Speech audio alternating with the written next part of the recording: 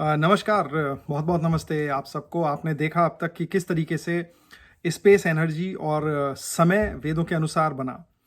तो यहाँ पे मैं फिर से समय से ही शुरू करता हूँ। तो हुआ क्या कि सृष्टि में आपका जब सारी ऊर्जा फैल गई, ईश्वर ईश्वर ने, परमात्मा ने जब स्पेस एनर्जी जो है, जो एनर्जी सब फील्ड्स में फैल गई, उसके बाद एक झंझनाहट हुई जिसे कहते हैं वाइब्रेशन, कंपन। उस कंपन ने और ऊर्जा ने मिलके पार्टिकल्स बनाने शुरू करे। ठीक है। जब पार्टिकल्स बनने शुरू करे तो जो सबसे पहला पार्टिकल निकला, वहीं से समय की शुरुआत हुई। अब समय अगर आप देखें आज की भाषा में, विकिपीडिया पे आप लोग देख सकते हैं कि समय क्या है। समय कहते हैं कि time is indefinite continued progress of existent and events that occur in apparently irreversible succession from the past through the present and to the future. अब इसको हिंदी में अगर समझें तो सिंपल सी भाषा में ये कहा गया है कि आज का विज्ञान कहता है कि समय क्या है। समय क्या है? कुछ चीजें जो पीछे से शुरू हुई, वर्तमान में आई और भविष्य में जाएंगी, वो समय है। साधारण भाषा में जब हम कहते हैं कि तुम्हें कितना समय हुआ पैदा हुए, तो आप देखते हैं कि कब आप अपनी माता के गर्भ से निकले और उसके बाद आप आज मनुष्य के रूप में हैं। तो वो समय है कि आप इतने समय पहले पैदा हुए।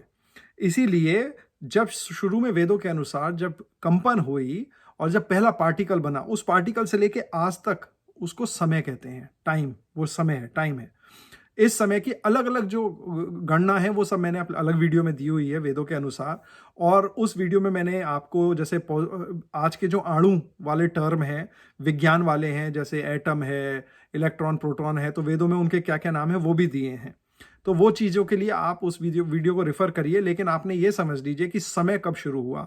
जैसे ही पहला एलिमेंट्री पार्टिकल बना तब समय शुरू हुआ। ठीक है। तो हमें यह समझना जरूरी है कि वेदों के अनुसार समय कब शुरू हुआ। अब वेदों में ये एक मंत्र है जो मैंने पहले भी दिखाया था। आपका मंत्र दिया हुआ है पीछे, समुद्र दर्ण वदादिति संवत्सरो अजायते अहोरात्राणि विद्याधिषण आपकी मिक्षतो वशी। अब इसमें क्या है मंत्र में, आप ये देखिए। इस मंत्र में दिन और रात जो हैं उनकी उत्पत्ति हुई है उसी समय में। तो कुछ ऐसे पार्टिकल्स बने हैं जैसे एक फोटोन कहते हैं, आज का विज्ञान एक फोटोन पार्टिकल को कहता है। वो दिन का पार्टिकल है, मतलब उससे रोशनी होती है, सूर्य के अंदर से फोटोन निकलते हैं। ऐसे ही वेदों के अनुसार कुछ पार्टिकल बने जिनसे रात्रि होती है, उसे क्वांटा कहते हैं, आप क्वांटा कह सकते हैं। इनके अलग अलग नाम हैं वेदों में। तो इतना यहाँ पे समझना जरूरी है। अब आगे चलते हुए मैं आपको थोड़ा सा विज्ञान समझाना चाहूंगा, क्योंकि आज के वीडियो में हम एक ऐसी चीज को बताने वाले हैं जो सही में सोचने योग्य है। वो ये बताएगी कि किस तरीके से वेदों के ज्ञान को लेके आज के जो वैज्ञानिक हैं, या कुछ वैज्ञानिक जो 100 साल में हुए हैं जिन्होंने अलग अलग चीजों को डिस्कवर किया है, वो सब वेदों में से ही निकल के आई हैं। आप समझ लीजिए, आपको दिखा रहे हैं कि अणु क्या होता है, या आप समझिए आज के विज्ञान के लिए मैं आपको समझाना चाहता हूं। तो परमाणु क्या होता है। परमाणु जैसे आप देख रहे हैं कि गोले हैं, उसके राउंड राउंड कुछ चीजें चल रही हैं, तो उनके अंदर एक छोटे छोटे अणु होते हैं, उसको आप इलेक्ट्रॉन कहते हैं। परमाणु का एक छोटा सा अंदर एक जगह होती है, नाभि जिसे कहते हैं, नाभिक, उसे न्यूक्लियस कहते हैं अंग्रेजी में। फिर आपका क्या है, आप देख सकते हैं उस न्यूक्लियस के अंदर प्रोटॉन और न्यूट्रॉन है। ठीक है।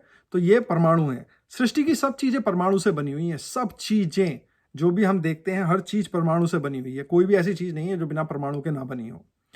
अब आपने जैसे देखा, जो चार्ट आप देख रहे हैं उसमें इलेक्ट्रॉन दिया गया है, उसको ई लिख के माइनस में लिखा गया है। माइनस मतलब नेगेटिव चार्ज कहते हैं उसे। चार्ज मतलब जैसे करंट है आपका, वो चार्ज है। तो माइनस का चार्ज इलेक्ट्रॉन पे होता है। लेकिन हर चीज का विपरीत भी परमाणु, विपरीत पार्टिकल या अणु जो है सृष्टि में बनाया गया है।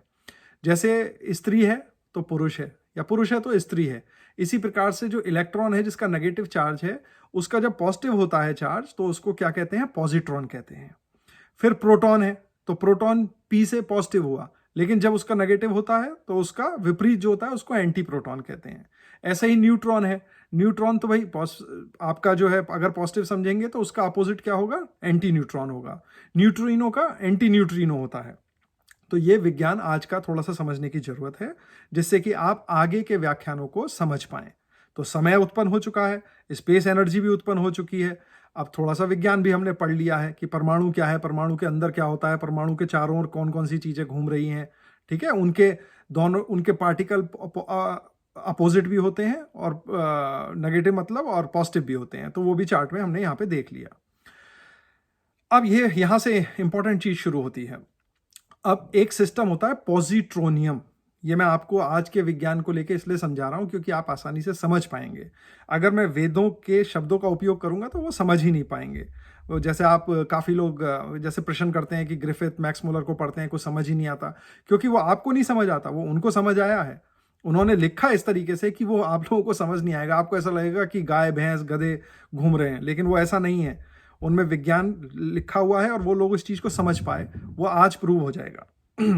तो आप जैसे देख सकते हैं कि एक इलेक्ट्रॉन है, ठीक है, उसका ही विपरीत जो है पॉजिटिव चार्ज इलेक्ट्रॉन है, और जब ये दोनों आपस में टकरा के एनिहिलेट हो जाते हैं, एनिहिलेट मतलब खत्म हो जाते हैं, तो एक तरंग निकलती है जिसे गामा रे कहते हैं। वो गामा रे धीरे धीरे डिके होके बेसिकली वो फोटोन है, वो फोटोन बन जाता है। तो इतना यहाँ पे समझिए, मैं आपको बहुत ज़्यादा डीप विज्ञान में नहीं ले जाऊंगा क्योंकि ये तो बहुत ही घुमाने वाली बात हो जाएगी और समझना भी मुश्किल होगा, और इसकी गणित वगैरह मैं तो जानता हूँ लेकिन मैं उसमें भी नहीं जाऊँगा, ठीक है। अब आप क्या क्या पढ़ा हमने, हम परमाणु पढ़ा, हमने उसके अंदर छोटे छोटे जो कण हैं या पार्टिकल हैं उनके बारे में पढ़ा, और हमने ये भी देखा कि जब इलेक्ट्रॉन और उसका विपरीत पॉजिट्रॉन आपस में जब मिल जाते हैं, टकरा जाते हैं, तो उनके खत्म होने पे गामा रे जो कि फोटोन है बेसिकली, वो फोटोन निकल जाता है, ठीक है।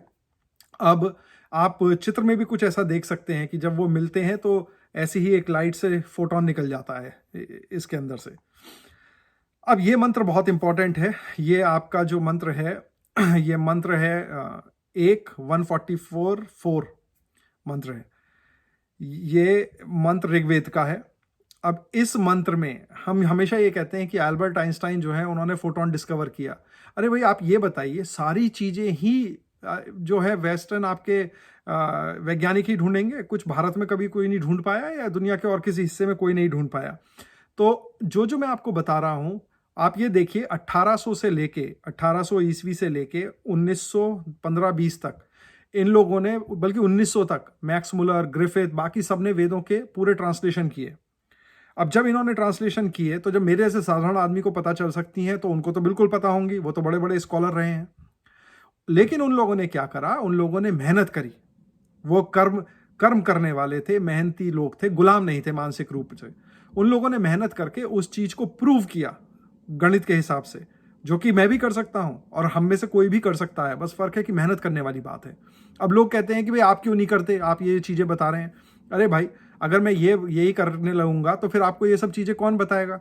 ये तो आपका हिंदू होना और सनातन धर्म का अगर आप पालन करते हैं तो यह आपका कर्तव्य बनता है कि आप इन विचारों को ले, अपने बच्चों को दें, इन पर रिसर्च करें, ना कि आप मानसिक गुलामी में ही बैठे रहें। ये कहते हुए बहुत दुख होता है कि हिंदू जो है उनसे बड़ा कायर कोई भी नहीं है आज की तारीख में। हिंदू सिर्फ दिमाग से करप्टेड हो चुके हैं, हार्ट से करप्टेड हो चुके हैं। ना ही तो वो पढ़ना चाहते हैं, ना ही वो पढ़ाना चाहते हैं। वो खुद मूर्तियों में सिर मारते रहते हैं जिनमें कोई जीवन नहीं है, ज्ञान नहीं है, और वही चीज वो अपने बच्चों को भी पढ़ाते हैं।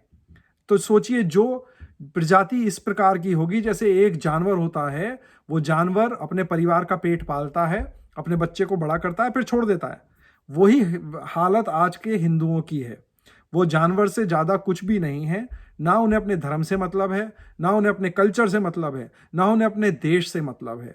और इसमें मैं ये भी बताना चाहूंगा कि जो हिंदू जितना ऊपर पहुंच जाता है, जैसे अमेरिका, ब्रिटेन में जो बैठे हैं, आप लगा लीजिए उनको बिल्कुल भी प्रेम नहीं है, ना तो देश से ना धर्म से। वो ये प्राउड फील करते हैं कि हमें ज्ञान नहीं है अपने रिलीजन का तो हम बहुत बड़े हैं। अरे भाई, उससे कुछ नहीं होगा। आपने जो है अपनी माँ की कोख पे ही लात मार दी। जो व्यक्ति माता की कोख पे लात मार देता है उसके वंश का नाश हो जाता है, ये याद रखिएगा। खैर, अर्थात इन बातों में ना जाके हम ये समझते हैं कि यहाँ पे क्या अल्बर्ट आइंस्टाइन जो है उन्होंने फोटोन को डिस्कवर किया था? नहीं। अब इस मंत्र में देखिए हुआ क्या है। इसमें कहा गया है अग्नि, अग्नि यहाँ पर है gamma ray. To whom the two co-partner of the same age, electron and positron.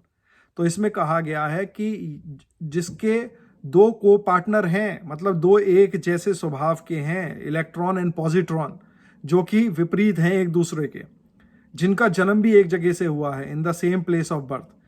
Pair which dwell in same abode, और जो एक ही जगह घूमते हैं, खुद ही एक जगह घूमते रहते हैं। तो आपका जो पॉजिट्रॉन और इलेक्ट्रॉन है वो एक ही जगह पे घूमते हैं, और उसके बाद उनका यूनियन होने से, ठीक है, तो वो जब एक साथ मिलते हैं काफी समय समय में, ठीक है, वो जब मिल जाते हैं तो अचानक उनमें से एक यंग कोई चीज निकल जाती है, यानी फोटोन का जन्म हो जाता है। उसको कहा गया है इस मंत्र में डे, दिन। और फिर क्वांटा निकलता है, जो इंफ्रारेड रेडिएशन, जिसको नाइट होती है, नाइट टच्ड बाय एल्डरली, वो कभी भी क्वांटा जो है पुराना नहीं होता, वो हमेशा इस तरीके से ही चलता रहता है यूनिवर्स में। जो क्वांटा है वो एलिमेंट्री पार्टिकल है। तो इससे ये इस तरीके से भी प्रूव होता है कि आप जब देखते हैं कि सूर्य में से तो फोटोन निकल रहे हैं, लेकिन आप जब स्पेस में जाते हैं तो अंधकार है, जबकि सूर्य है वहां पे लेकिन अंधकार है। तो वेदों के अनुसार ये दिन और रात के दोनों ही पार्टिकल हैं। तो ये फोटोन देखिए एज इट इज, ये सो व्हाट दिस मंत्र is telling, that quanta of radiation loses energy while travelling long distance in space. तो ये मंत्र ये भी बता रहा है कि वो जो क्वांटा है रेडिएशन का, जो रेडिएशन निकली इनके कंबाइन होने पे, वो दूर चल के एनर्जी को लूज कर जाता है। अब ये अल्बर्ट आइंस्टाइन ने ही फोटोन बताया, और इस मंत्र में फोटोन जो है एज इट इज दिया हुआ है, आप यहां पे देख सकते हैं। बस ये है कि ये एक अलंकारिक भाषा में दिया गया है। अब इसको एज इट इज अगर कोई रख देगा तो ऐसा लगेगा कि ये सब क्या है, लेकिन अगर इसको प्रॉपर तरीके से रिसर्च किया जाए, समझा जाए, और फिर जैसे अल्बर्ट आइंस्टाइन ने रखा, जो महान कार्य किया, तो उन्होंने वो डिस्कवर किया करके दुनिया को दिखाया। लेकिन लिया कहाँ से? सब वेदों में से ही ये विचार लिए गए हैं। अभी जब आप आगे चलेंगे तो मैं आपको दिखाऊंगा कि 8 ग्रुप जो हैं एलिमेंट्री पार्टिकल के अब जो क्रिएट होने वाले हैं वो बड़े विचित्र हैं, वेदों में मंत्र हैं, और विज्ञान उन्हीं चीज़ों को फाइंड कर रहा है। ठीक है, तो इसी के साथ आपको बहुत बहुत नमस्ते। आपको अच्छा लगे तो इस वीडियो को लाइक करिएगा, शेयर करिएगा। अब हमने ये समझ लिया कि समय की उत्पत्ति कैसे हुई, और फोटोन जो है अल्बर्ट आइंस्टाइन ने डिस्कवर नहीं किया, वो फोटोन वेदों के अंदर था, इन लोगों ने हमारे ही विचार लिए। मैं आशा करता हूं कि लोग इन वीडियो को देखें, बच्चे इनको सुने, बच्चे समझें कि कितना बड़ा विज्ञान वेदों के अनुसार है। और हिंदू जो खास तौर से जो तथाकथित सनातन धर्मी हैं, जो मूर्तियों पे सिर मारते रहते हैं, जबकि आप ये लगाइए, जब महमूद अफ गजनी ने सोमनाथ पे हमला किया था तो सौयों पंडित चिल्लाते रहे कि महादेव आ जाएंगे, लेकिन कोई महादेव नहीं आए, और कोई आता भी नहीं है, क्योंकि वो ईश्वर है ही नहीं। सारी मूर्तियां, वो तो महापुरुष थे, चले गए वो। आप लोग आज भी उन्हीं पे सिर मारते फिर रहे हैं। अगर आप लोगों ने ये विज्ञान लिया होता वेदों का, तो आप आज की तारीख में शक्तिशाली होते, आपके बच्चे जो है वैज्ञानिक होते बड़े बड़े। लेकिन कर क्या रहे हैं? आप भी गुलाम हैं, अंग्रेजों के यहाँ कोडिंग करते हैं, वहाँ पे उनका कार्य करते हैं। आपके बच्चे भी वैसे ही ऊपर ऊपर उठ रहे हैं, वो भी यही कार्य करेंगे। तो अगर ओरिजिनल विचार चाहिए तो आप लोगों को वेदों के इन विचारों को लेना पड़ेगा, और उस पे आप लोगों को या आपके बच्चों को रिसर्च करनी पड़ेगी। आत्म स्वाभिमानी बनिए, आत्म स्वाभिमानी बनिए। गुलाम बनना तो बहुत आसान है, आत्म स्वाभी बनना और वीर बनना बहुत मुश्किल है, वो तो कुछ बिरले ही होते हैं। इसी के साथ आप सबको नमस्ते। भारत माता की जय।